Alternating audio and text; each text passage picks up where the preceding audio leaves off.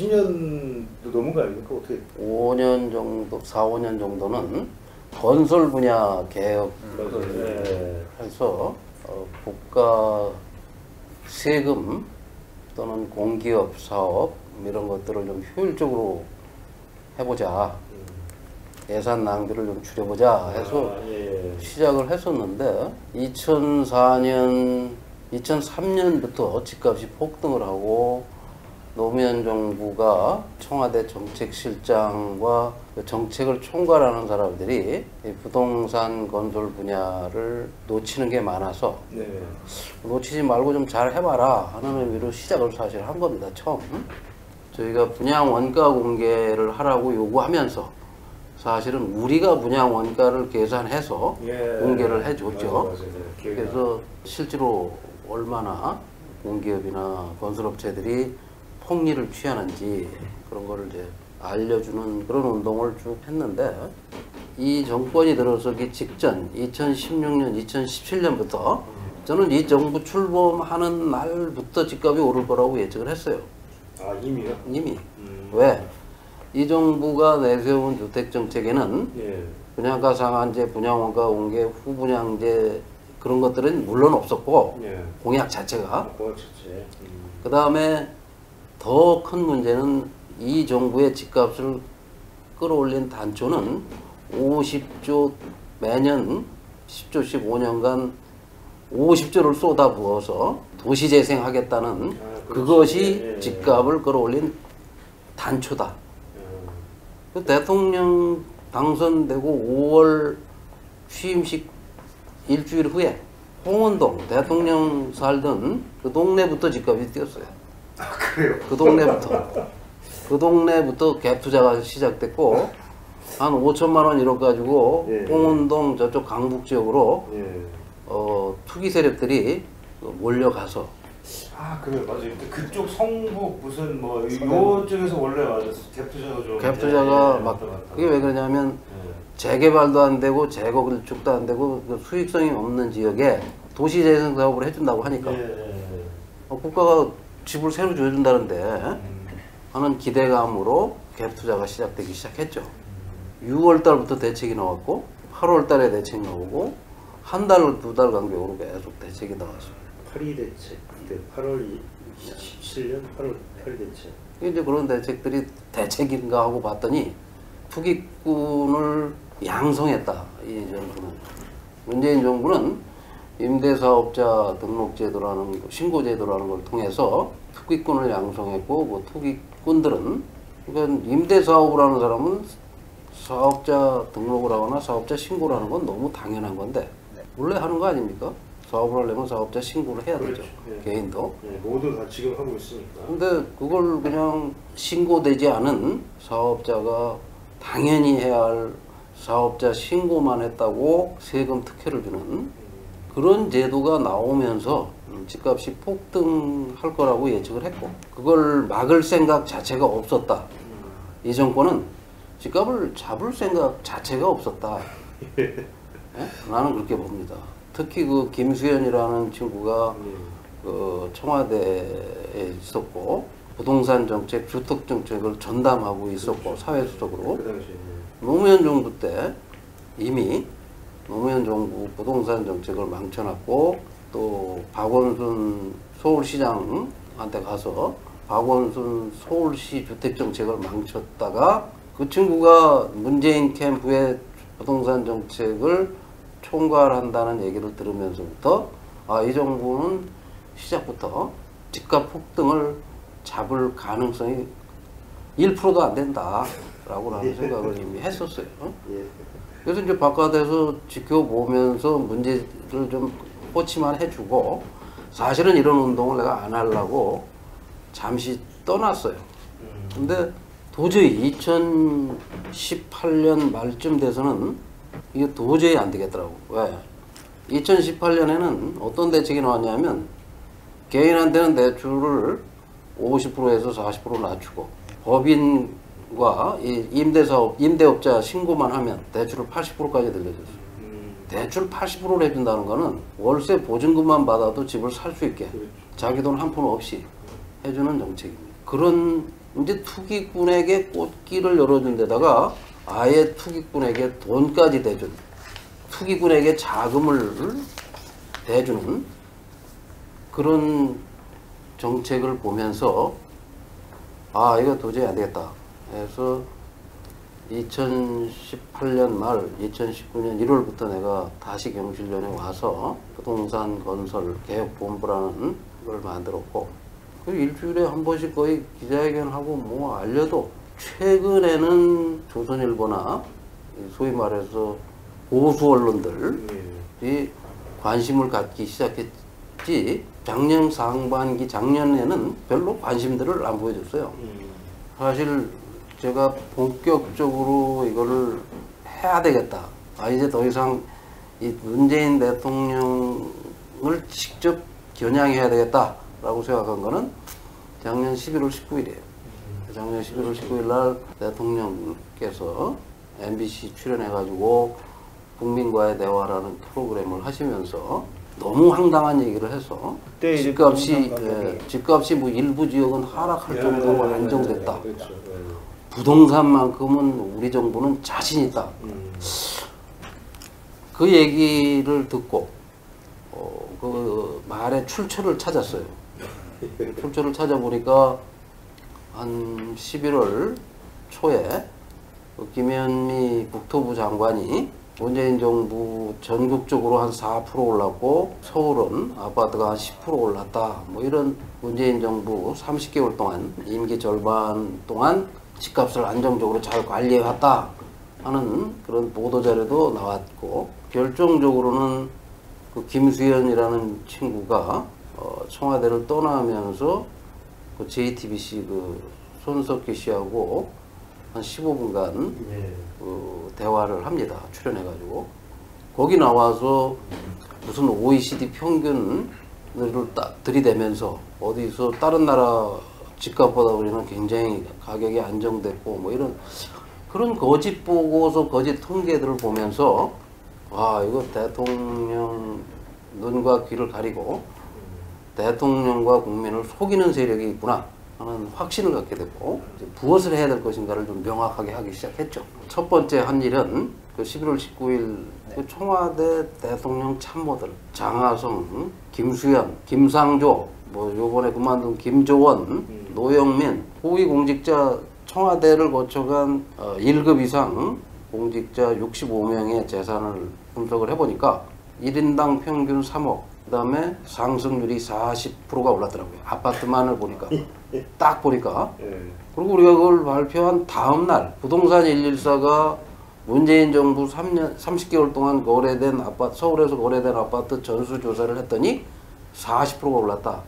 하고 우리가 조사한 거하고 뭐 딱 맞는 숫자를 발표를 했어요. 그래서 우리는 뭐 중위값 52% 이런 걸 얘기하려고 했던 게 아니고, 당신이 대통령 당신이 임명한 참모들 집이 이만큼 올랐어. 근데 어떻게 이렇게 집값이 하나도 안 올랐다고 얘기할 수가 있냐? 그런 직언을 해주는 참모는커녕 지인이나 친구도 없냐? 왜 그렇게 다른 나라 대통령 하다 온 사람처럼 그런 발언을 그렇게 무책임하게 할 수 있느냐 하는 에세이로 시작을 한 거예요. 사실은 그래서 참모들 집값이 얼마나 올랐나를 얘기했는데, 우리 이제 요원들이 그걸 다 조사하다 보니까 청와대 참모 중에 65명 중에 37%가 다주택자였어요. 그랬더니 청와대 대변인이 소수를 일반화하지 마라, 뭐 이런 말 같지 않은 얘기를 해서 비난을 더 자초했어요. 그리고 우리가 발표하고 나서 한 3, 4일, 4, 5일 동안 시끌시끌 하니까 그 노영민 비서실장이 뭐 대통령 지시였는지 어쨌는지 모르지만 다주택자 집을 6개월 안에 팔기로 했다. 권고한다. 뭐 이런 식으로 일단 무마를 했습니다. 그렇게 해서 이제 사실 우리가 의도한 것보다 더 훨씬 더 많은 사람들이, 이 청와대 참모들이 다주택자가 40%고 그 다음에 집값이 40%가 올랐고 그것들을 알게 된 거죠. 우리가 그 알리려고 했던, 우리가 기대했던 것보다 한 3구분 더 본인들이 더 확장을 시켜서 변명을 하는 바람에 더 커진 겁니다. 그렇게 해서 이제 작년 12월에는 청와대 참모들 20대 국회의원들이 지난 4년 동안 총선도 있고 해서 우리가 분석을 했더니 그 국회의원들이 가진 아파트 역시 45%가 올랐어요. 평균 45%, 47%. 그리고 국회의원의 35%가 다주택자고, 이렇게 이제 우리 사회 고위공직자들에 대한 관심이 생기기 시작한 것은, 저는 이제 그런 생각을 했습니다. 우리 사회의 평균 재산이 얼마인가 하고 보니까 우리 사회 가구당 평균 재산이 한 4억 3천 정도 되고, 가구당 부동산은 한 3억 정도 됩니다. 평균을 내면. 근데 우리가 계산하는 이 고위공직자들은 보통 평균 15억, 평균이 15억, 많은 사람들은 40억, 50억 이렇게 된 거예요. 자산이요? 네, 자산이. 그때 이제 조국 사태가 터졌어요. 저는 조국 사태를 보면서 다른 사람과 다르게 이런 생각을 했습니다. 조국과 같은 민정수석이 그 청와대에 있으면서, 조국과 같은이라고 표현하는 건 뭐냐? 거의 100억대가 되는 자산을 가지고 있습니다. 예? 부동산 값이 공시가격, 공시지가로 신고돼서 그렇지, 부동산과 뭐 주식에다가 뭐 여러 가지 다 합치면 100억 정도 되는 자산가, 조국이라는 시민운동가 출신 청와대 민정수석이라는 친구 눈으로 볼 때는, 그 친구가 인사수석하고 문재인 정부 30개월 동안 고위공직자 추천 검증, 인사검증을 다 한 거예요. 그 친구 눈으로 볼 때는 집 한 두세 채 가지고 있고 재산이 공시지가 공시가격으로 한 3, 40억, 4, 50억 되는 거는 아무런 흠이 되질 않아. 그러니까 이 문재인 정부 고위공직자의 평균 재산이나 다주택이 이렇게 많은 이유가 그런 눈으로 바라봤으니까. 그 다음 민정수석인 김조원도 마찬가지로 본인이 문제가 돼서 결국은 퇴출된 건지 교체된 건지 모르겠지만 어쨌든 그렇게 됐듯이, 이 정부는 결국 대통령이 임명하는 만여 명의 고위공직자를 인선하고 검증하고 하는 그 기준 자체가 아주 삐뚤어져 있었다. 국민 눈높이와는 너무 거리가 먼, 집값 또는 부동산 정책에 영향을 주는 사람이 우리 사회에 50명이 안 됩니다. 집값이나 이런 부동산 정책에 영향을 주는 사람이 50명도 안 되는 사람이고, 그리고 우리 사회의 국민들이 5천만 국민이 위임해준 권력을 휘두르는 사람들을 이렇게 보면 500명도 채 안 됩니다. 국회의원 중에서도 4년 동안 그런 국회의원이 있었어? 라고 할 정도로 존재감 없이 그냥 스쳐가는 듯한 의원이 한 200명 되고, 장관을 하고 있는 사람도 장관 한 2년 동안 저 사람이 장관이었어? 할 정도로 그냥 조용히 있다 가는 사람들이 상당수고, 청와대 수석비서관도 요즘은 누가 수석비서관인지도 잘 모르고, 그렇다면 특히 이 노무현 정부와 이 문재인 정부 들어와서 권력자 숫자가 더 현격히 줄어듭니다.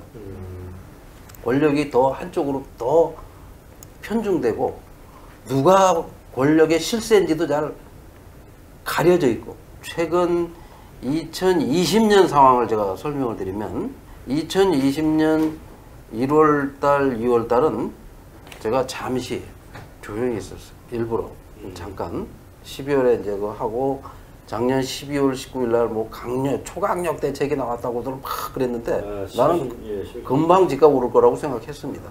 그것도 초강력 아닌데도 초강력이라고 그러더라고.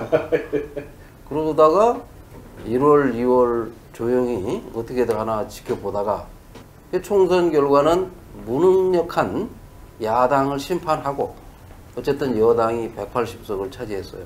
그러면 4.15 총선이 끝나고 6월 국회가 개원하자마자 제가 그때부터 움직이기 시작했습니다. 6월 2일 날부터 21대 국회의원 당선자들이 집을 몇 채 가졌는지, 가진 부동산 값은 얼마인지, 이 사람들 아파트 값은 얼마나 올랐는지, 그건 어떻게 할 수 있느냐? 그건 경실련만 할 수가 있어요. 왜? 우리는 총선 전에 선관위에 신고된 신고서류를 당선됐든 안 됐든 전부 다 다운을 받아가지고 미리 확보를 하고 있었어요. 미리. 그게 총선이 끝나고 한 달 지나면 선관위에서 거기에 신고된 재산 목록을 다 없애버립니다. 예. 선관위에서. 그것도 잘못된 거죠. 다 본인들이 신고한 건데. 이제 이번 선거에서 149명은 재선 의원이 당선됐고 초선 의원이 151명이 당선이 됐는데 그 절반이 물갈이가 된 거죠. 여야 할 것 없이. 그래서 21대 국회의원들이 가진 부동산은 얼마나 되나? 역시 마찬가지로 한 20억 가까이, 부동산은 15억 가까운 부동산을 가지고 있고, 평균 특징이 전국에 300명의 국회의원을 분석을 해보니까 서울과 수도권에 집을 가지고 있는 사람이 80%예요. 그러니까 저 지방에서 당선된 국회의원들이 지방에는 전세 하나 얻은 거 밖에 없고 대부분은 서울에, 수도권에, 분당이나 뭐 강남이나 이런 곳에 알짜 아파트를 하나씩 가지고 있어요. 그러니까 물론 이제 뭐 무주택자도 있고 젊은 초선들은 재산도 별로 없지만 평균적으로는 그렇더라는 거예요. 그 이제 그런 걸 보면서 이걸 또 좀 정당별로 들여다보자. 왜? 여당이 이번 총선 하기 전에 작년 12월 노영민 비서실장이 6개월 안에 집을 팔라고 그러고 한 달 있다가 이인영 원내대표가 자기들은 공천 기준으로 다주택자는 집을 파는 걸로 당선된 후에라도 집을 팔겠다는 서약서를 받고 공천을 하겠다라고 약속을 했었어요. 우리가 뭐 그런 걸 하라고 한 적은 없었고. 그래서 이제 당선되자마자 2달 지났으니까 국회가 열리고 해서 우리가 공문을 보냈습니다. 그랬더니 원내대표가 바뀌었다고, 총선을 치룰 당시에 원내대표는 이인영이지만 총선이 끝나고 김태년이 됐다고 해가지고 서로 뭐 책임을 미루고, 그 다음에 이제 당으로 또 당 뭐 사무총장한테 알아봐라 이러고, 그럼 전체를 한번 분석해보자.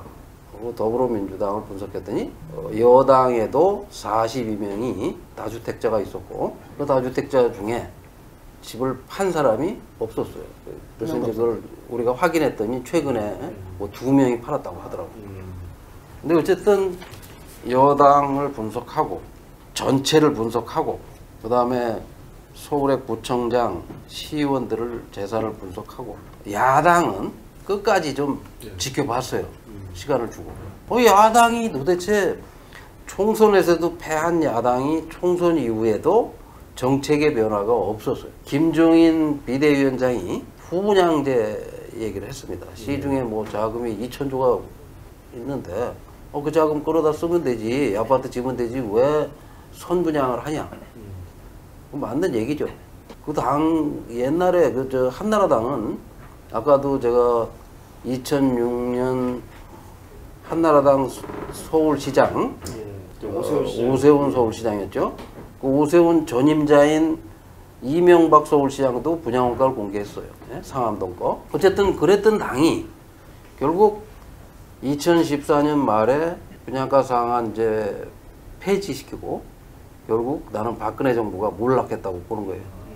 2015년. 물론 그걸 없앨 때는 야당 상임위원장 박기춘이라는 국토위원장이 분양가 상한제 없애고 6개월 있다가 분양업자한테 뇌물 받고 구속됐죠. 현역 의원으로. 결국 지금 제1야당 이름도 자꾸 바뀌어가지고 모르겠는데 미래통합당은 결국 분양원가 공개와 분양가 상한제, 후분양제 이런 경실련 정책을 적극적으로 하자고 했거나 할 때는 지지율이 높았어요. 굉장히 높았고 잘 나갔습니다. 그리고 분양가 상한제는 박정희 대통령이 도입을 했던 거고 이명박도 했고 박근혜도 했고 그걸 할 땐 집값이 안정됐어. 근데 자기 아버지가 만든 정책을 딸이 없앴는데 나는 박근혜 대통령은 그게 없어진지도 몰랐을 것 같아요. 이게 뭔지에 대해 다른 것들에 대해서 관심이더라고. 그게 없어졌는지 안 없어졌는지도 몰랐을 겁니다. 아마 당에서. 내가 지켜본 지금 미래통합당은 그래서 망한 거고, 작년 그 몰락의 과정에 그 분양가 상한제나 이런 거를 폐지할 때 활약했던 의원이 박덕흠, 그 다음에 20대에 들어간 김연아 의원, 이런 사람들이 건설업자거나 아니면 건설업자들이 만든 연구소에서 연구원 활동을 했던 사람들이나 이런 사람들이 한나라당에 들어가서 부동산 주택 정책을 하면서부터 나는 한나라당이 몰락했다. 지금 제1야당이 지지를 얻고 국민의 지지를 받으려면 과거에 자기들이 지지를 받을 때 정책이 뭐였는지 그걸 알아야 돼. 그걸 여기 땅집고에서 좀 알려주라는 거예요. 내 말은 잘 안 들어. 예? 내 말은 잘 안 들어요, 이 사람들이. 그 여기 조선일보나 땅집고에서 확실히 알려줘가지고 어쨌든 그 당이 잘 되기를 여기서 또 바라시는 거 아니에요? 조금? 딱히 그렇지 않습니다. 딱히 그렇진 않아요. 저는 그런 것이 필요하다. 왜? 결국 국민에게 누가 서로 잘하기 경쟁이 집값을 안정시키는 거는 새 아파트가 기존의 헌 아파트 값에 30% 40%에 막 쏟아져 나오면 나는 헌 아파트 값이 떨어진다고 봐요. 그 집값 잡는 거는 그거지. 다른 무슨 보유세 뭐 이런 걸로는 집값 못 잡는다. 그건 이명박 대통령이 입증을 한 거예요. 그렇죠.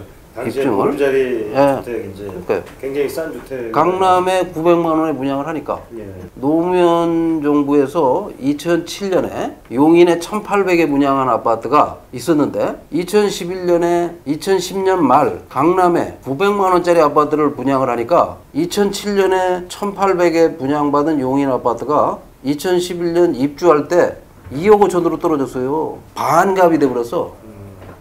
강남에 900만 원에 분양을 하니까 2010년 왕십리 뉴타운 두 가구 분양됐어요. 그래서 결국은 뉴타운 사업을 포기했어.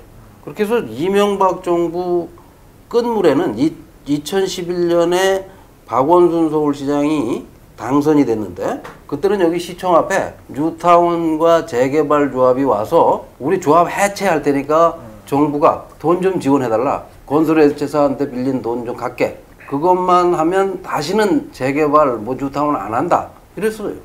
이렇게 지금 거품이 잔뜩 껴가지고 95%가 고통스러운데 95%가 국민들이. 이 정부의 문제는 뭐냐면 재벌이나 건설업계 또는 공기업이 싫어하는 정책은 한 개도 안 내놔요. 그런가요? 예. 분양원가 공개 제일 싫어하는 게 공기업입니다. 왜? 당장 나오고 지금 소송 중이에요. 경실련하고.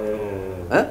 지난 4년 동안 이 공기업들이 감시가 소홀한 틈을 타서 이 분양가 상한제를 위반하고 아까 얘기한 대로 이명박은 900만 원에 분양한 아파트 옆에다가 1,800, 2천만 원에 분양을 했어요. 그 수서희망타운이라고 수서역 앞에 작년 12월에 2,200에 분양을 했어요. 신혼희망타운 맞다. 신혼희망타운 수서희망타운. 거기에 2,200이야. 그 똑같은 땅입니다. 300만 원씩에 산 거야. 이명박도 300만 원 사고 문재인도 300만 원에 샀는데 왜 분양가가 한 사람은 900인데 한쪽은 2,200이야. 근데 그걸 아무 언론도 비판을 안 해. 그러니까 그런 걸 좀 쓰란 말이에요. 여기서. 써야 되겠네. 써야죠. 이거는 생각을 못했네. 써서 지금 공기업이 이 문재인 정부 들어와서 공기업이 얼마나 많은 폭리를 취하고 있는지, 그리고 왜 이명박 오세훈은 분양원가 공개를 했는데 이 박원순, 변창흠 이런 사람은 분양원가 공개를 안 하는지 그런 걸 공격을 해줘야 돼. 땅집고가. 근데 땅집고가 여기도 공격을 안 하고 저기도 공격을 안 하고 좀 더 좀 나를 세우겠습니다. 좀 나를 확 세워가지고 그래서 내가 여기 온 겁니다. 날 좀 세우라고. 날 세울 걸 제가 많이 알려드리려고. 저는 너무 많아. 날 세울 게. 그 공기업을 그렇게 투명하지 않게 만든 사람이 누군지 아십니까? 노무현이야, 노무현. 노무현 대통령이 공기업도 장사다. 장사는 10배를 남길 수도 있고 장사 보고 원가를 공개하라는 건 장사 원리에 맞지 않다. 아 맞다. 예, 그게 예, 2004년 6월 10일 날 노무현 대통령이 한 발언이에요. 집값이 이렇게 폭등한 그 원인을 뭐 서로 다를 수 있어요, 저하고. 나는 내가 확신을 가지고 있어요. 왜? 경험을 했기 때문에, 해봤기 때문에, 직접 봤기 때문에.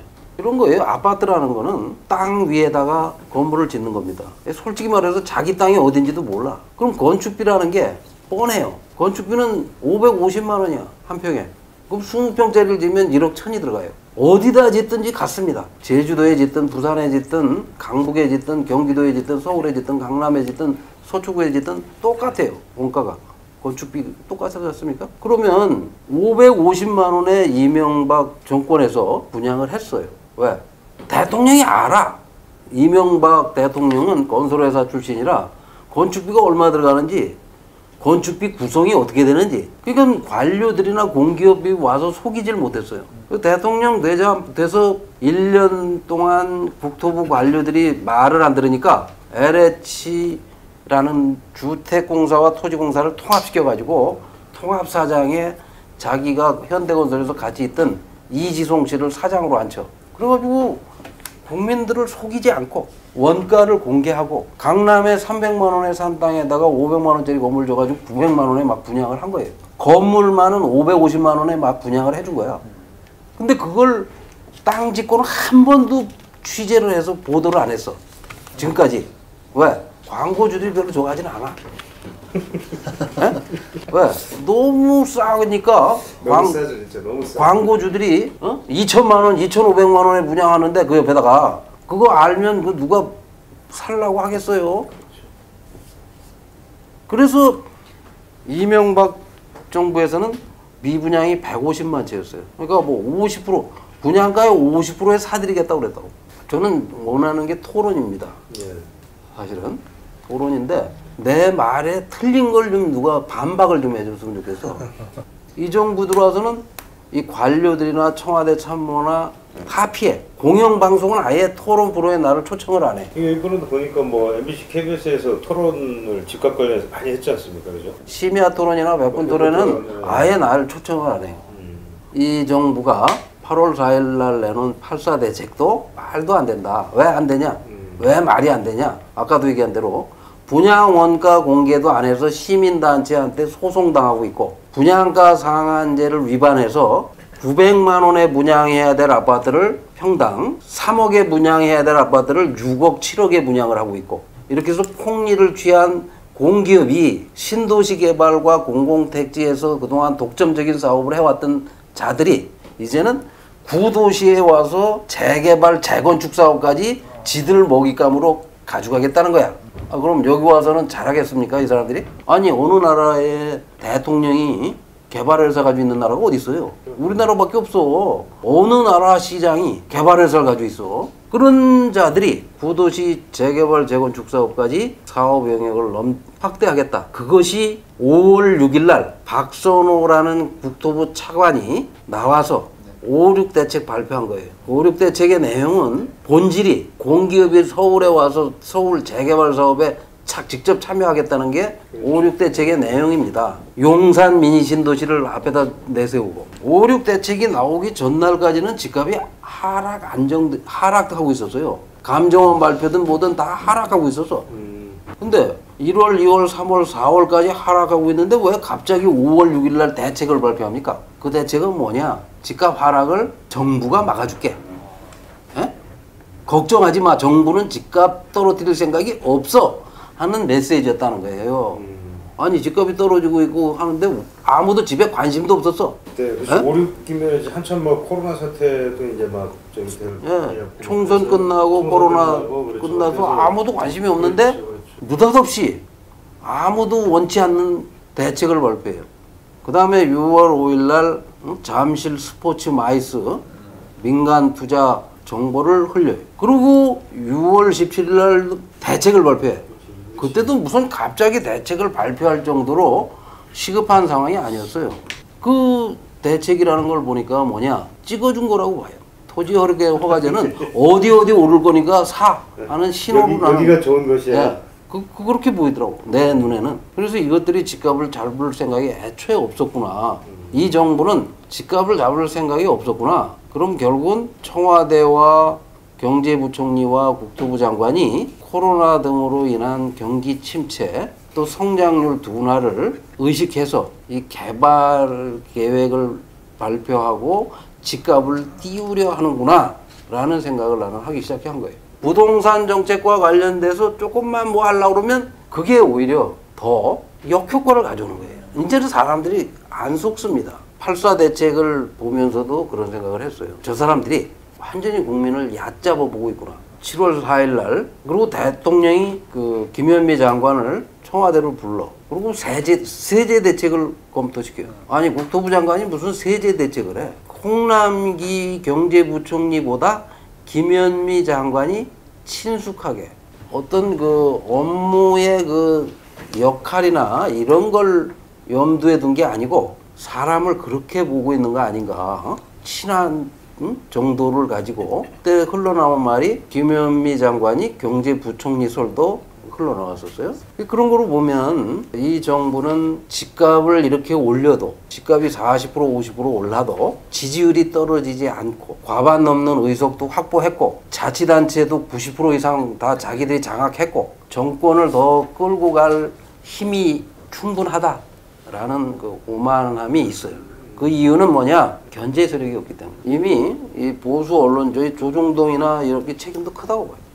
이런 데서 제대로 된 기사들을 안 쓰니까 제대로 역할을 못 한다는 걸 이미 알아요.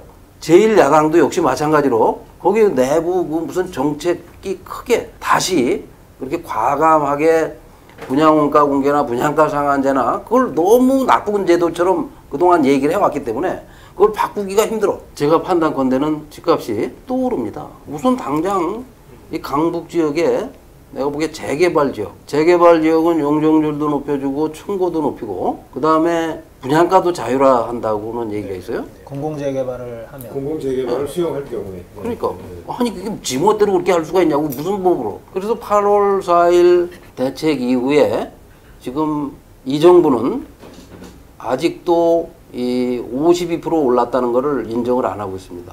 자기들만 아는 그 지수를 가지고 이 부동산 정책을 만들어요. 노무현 정부 때부터 내가 그걸 보기 시작했습니다. 문재인 정부 23번의 대책을 내놓은 그 보도자료를 보면 그 보도자료의 내용의 그 현상 진단이 대부분 다 무슨 뭐 국지적 상승. 전체적으로 크게 상승률이 없어. 오른 게 없어. 국지적으로만 상승했으니까 뭐 무슨 핀셋 대책. 이 핀셋 대책이라는 게 세상 어느 나라 용어인지 내가 모르겠어요. 한국만 있는 용어죠.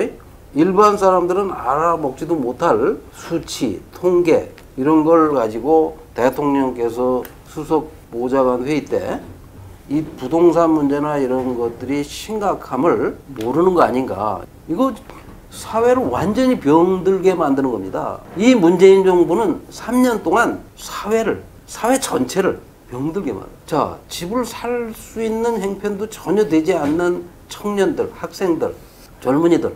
굉장히 나는 충격을 받은 것들이 그 연기를 잘하는 연기자, 노래를 잘하는 가수들 이런 사람들까지 본업을 팽개치고 어디에 뭐 건물을 사서 건물주가 돼가지고 얼마를 벌었다. 빌딩 사가지고 돈 벌었다는 얘기고. 이렇게 손쉽게 돈 번다. 그러면 그렇게 손쉽게 자기 본업이 아닌 걸로 손쉽게 돈 버는 게 있다면 누가 열심히 성실히 자기 실력을 갈고 닦고 기술을 개발하고 기술을 발휘하고 능력을 발휘하고 할 필요가 없는 사회가 되는 거 아니겠어요?